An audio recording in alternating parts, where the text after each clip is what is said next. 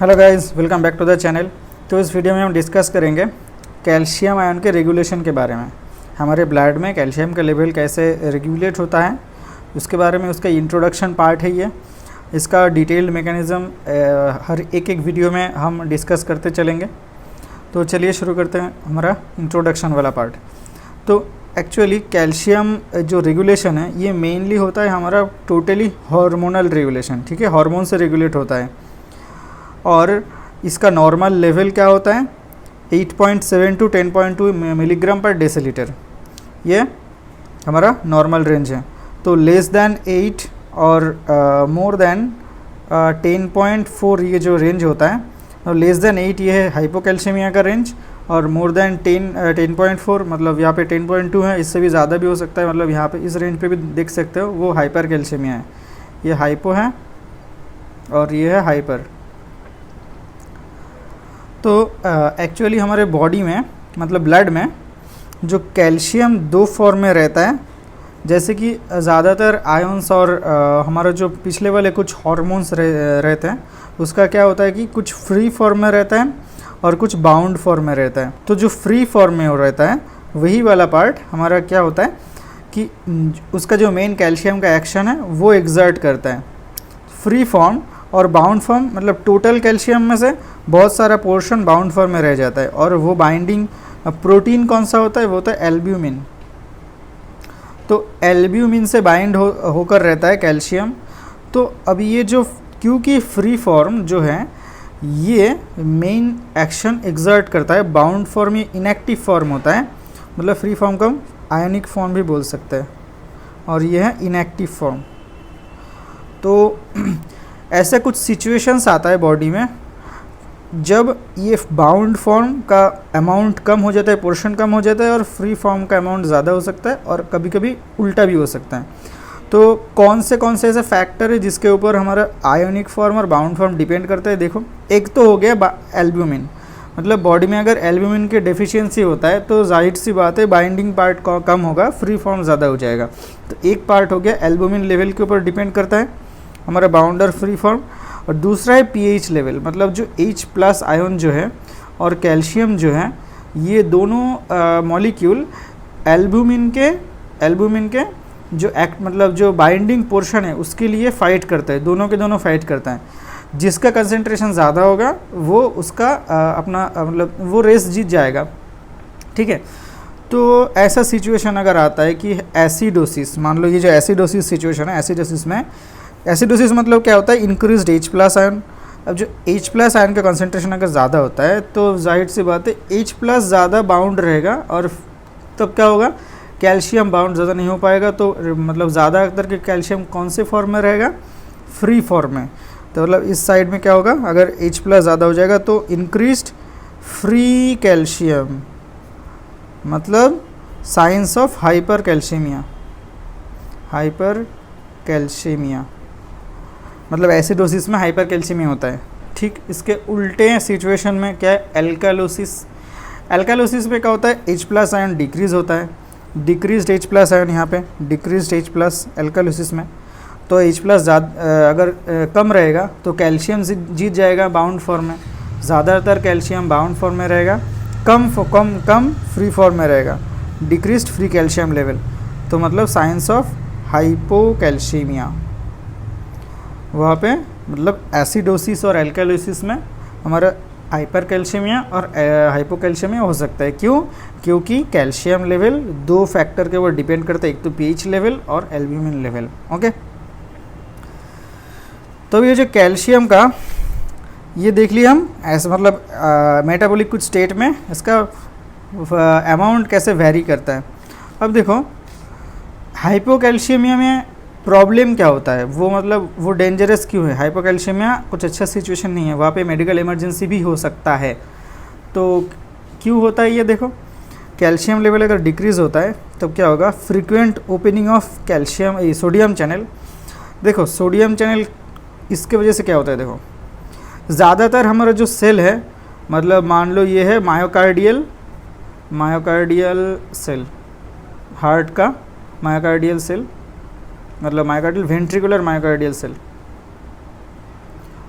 मतलब जो हमारा हार्ट है वहाँ पे दो टाइप के सेल रहता है, एक तो स्पेशलाइज्ड हार्ट सेल होता है और दूसरा होता है उसका वेंट्रिकुलर मायोकार्डियल, मतलब उसका मायोकार्डियल सेल होता है, वेंट्रिकुलर या फिर एट्रियल। और यहाँ पे दो जगह पे हमारा दोनों ही टिश्यू एक्साइटेबल है, वह दोनों ही जगह पे एक्शन पोटेंशियल प्रोड्यूस हो सकता है, लेकिन दोनों में एक्शन पोटेंशियल का प्रोड्यूस करने का मतलब वो जो मैकेनिज़्म है वो अलग होता है, ठीक है। तो क्योंकि एक्साइटेबल टिश्यू है, यहाँ पे सबसे ज़्यादा इफेक्ट होता है हाइपोकैल्शियमिया या फिर हाइपरकैल्शियमिया का, ठीक है। तो यहाँ पे देखो, यहाँ पे जो सेल मेम्ब्रेन है, एक स्पेशलाइज्ड चैनल होता है सोडियम चैनल, वोल्टेज गेटेड, वो वोल्टेज गेटेड सोडियम चैनल होता है, मतलब एक स्पेसिफिक वोल्टेज में ये ओपन या फिर क्लोज होता है, ठीक है।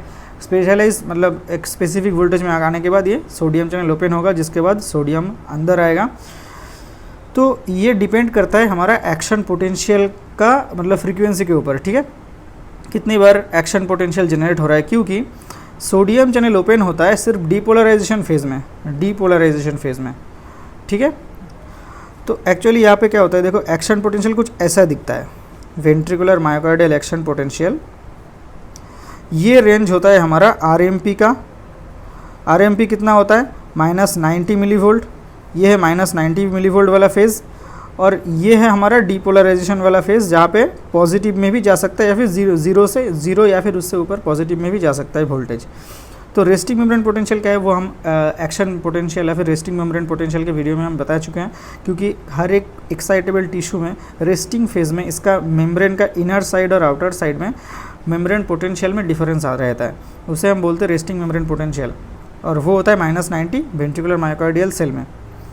अब अगर हाइपोकैल्शियमिया होता है, ये जो डिपोलराइजेशन का जो फ्रीक्वेंसी है ज़्यादा हो जाएगा, क्योंकि कैल्शियम एक पॉजिटिव चार्ज है, इसका डेफिशिएंसी में उसका बैकअप देने की कोशिश करेगा सोडियम एंड जो भी एक पॉजिटिव चार्ज है उसका मतलब ज़्यादा फ्रीक्वेंट ओपनिंग होता है ये चैनल का, और ये चैनल का ओपनिंग होने से डिपोलराइजेशन वाला फेज़ आता है, और जितना बार डिपोलराइजेशन होगा तब वो एक्शन पोटेंशियल प्रोड्यूस करेगा।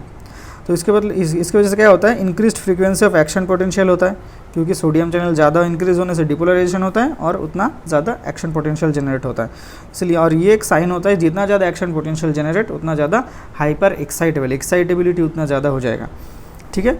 तो हमारा जो कार्डियक मायोसाइट सेल है, मतलब वेंट्रिकुलर मायोकार्डियल वेंट्रिकुलर मतलब हार्ट सेल ज़्यादा हाइपर एक्साइटेबल हो जाएगा, ज़्यादा एक्साइटेबल हो जाएगा, जो कि ठीक नहीं है, क्योंकि एरिथमिया हो सकता है वहाँ से, ठीक है। और एरिथमिया एक डेंजरस सिचुएशन है। तो कैसे पता चले कि अभी हाइपोकैल्शियमिया की तरफ हमारा बॉडी जा रहा है या फिर हाइपोकैल्शियमिया का सिचुएशन आ रहा है, ऐसे कुछ साइन एंड सिम्टम होते हैं। तो साइन में से दो है, एक श्वस्टिक साइन और दूसरा होता है ट्रोशियो साइन, ठीक है। दोनों क्या है देख लेते हैं। श्वस्टिक साइन में क्या होता है, अगर हमारा जो फेशियल नर्व है उसके अलोंग द कोर्स अगर हम टैप करते हैं, फिंगर से अगर टैप करते हैं, तो जो फेशियल मसल्स जो है उसका ट्विचिंग होता है, उसका कॉन्ट्रैक्शन होता है, क्योंकि हाइपर नॉर्मली नहीं होता है, क्योंकि हमारा नॉर्मल स्टेट में हमारा जो सारा मसल सेल है उतना ज़्यादा एक्साइटेबल नहीं है, क्योंकि हाइपोकैल्शियम में हाइपर एक्साइटेबिलिटी का मतलब जो प्रॉपर्टी गेन करता है, इसके वजह से सिर्फ टैपिंग करने से ही उसका कॉन्ट्रैक्शन आ जाता है, ट्विचिंग हो जाता है, ठीक है। तो ये होता है श्वस्टिक साइन।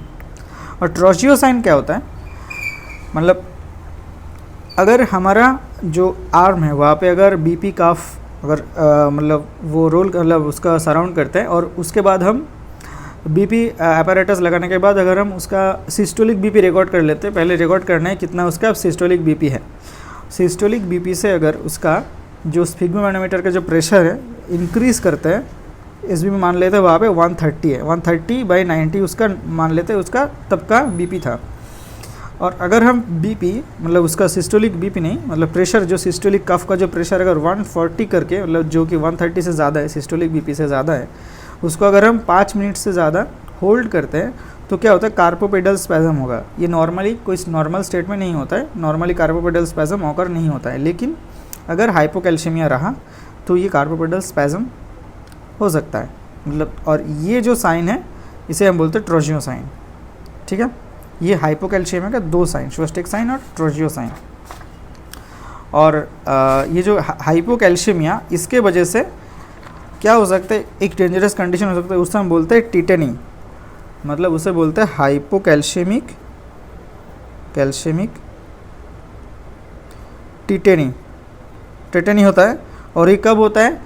जब calcium level less than 6.6 milligram पर डेसीलीटर हो जाता है, तब हाइपोकैल्शियमिक टेटेनी होने का चांसेस रहता है। ठीक है, अभी आ जाते हैं कैल्शियम आयन के जो रेगुलेशन में मेन कौन से ऑर्गन्स और हार्मोन्स, क्योंकि हम बोले कि कैल्शियम का रेगुलेशन मेनली हार्मोनल है, तो ऐसे 3 हार्मोन हैं जो कैल्शियम आयन के रेगुलेशन में वाइटल रोल प्ले करता है, और 3 ऑर्गन सिस्टम है जहाँ पे कैल्शियम आयन रेगुलेशन होता है। देखो 3 जो हार्मोन है वो क्या है? सबसे पहले आता है पैराथायरॉयड हार्मोन, दूसरा होता है विटामिन डी, तीसरा है कैल्सीटोनिन। ठीक है, ये 3 हार्मोन कैल्शियम रेगुलेशन में पार्टिसिपेट करता है। ऑर्गन क्या क्या है? सबसे इम्पॉर्टेंट हमारा कैल्शियम का सबसे ज़्यादा वो बैंक मतलब फैक्ट्री कौन सा होता है? बोन है एक ऑर्गन। दूसरा होता है क्या? GIT, जहाँ से कैल्शियम आयन का एब्जॉर्प्शन होगा। और तीसरा होता है किडनी, जहाँ से एक्सक्रीशन या फिर रीअब्जॉर्प्शन होता है कैल्शियम का। ठीक है, पैराथायरॉयड हार्मोन कैल्शियम आयन को इंक्रीज़ करता है। विटामिन डी वही कैल्शियम आयन का कॉन्सेंट्रेशन इंक्रीज़ करता है ब्लड में, और कैल्सीटोनिन डिक्रीज़ करता है कैल्शियम आयन का। और बोन्स तो बैंक ऑफ कैल्शियम होता है, मतलब वही फैक्ट्री है, वहाँ पे ही सब जाके सबसे ज़्यादा कॉन्सेंट्रेशन कैल्शियम का वहीं पे मिलेगा। GIT एब्जॉर्प्शन रिलेटेड है, और किडनी में उसका या फिर रीएब्जॉर्प्शन होगा या फिर एक्सक्रीशन होगा, वो डिपेंड होता है किडनी में।